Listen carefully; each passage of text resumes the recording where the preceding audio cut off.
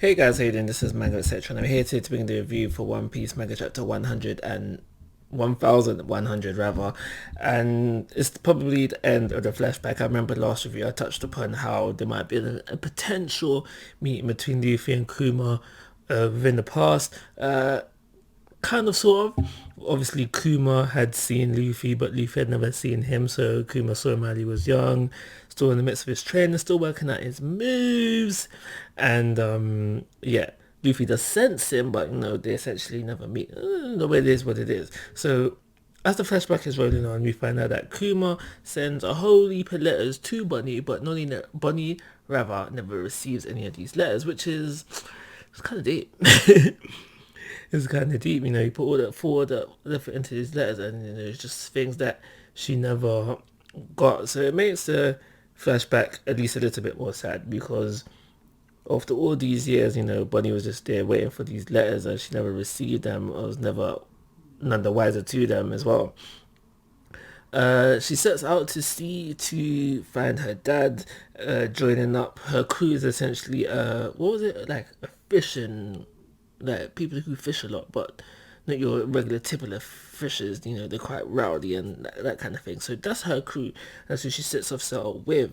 And I find it really interesting that someone who simply to set out sail became a pirate to essentially find her dad became so infamous that she was part of the worst generation. It was quite interesting, because not her journey, her goal rather, didn't require, for her to be so prominent, and she became it.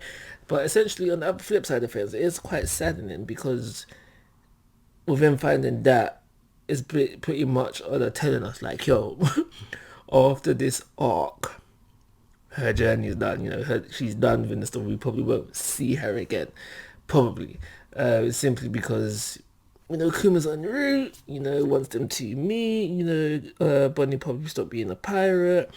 Where Kuma will probably get his memories back. Blah blah blah. So he doesn't need to do well, the water system is no more.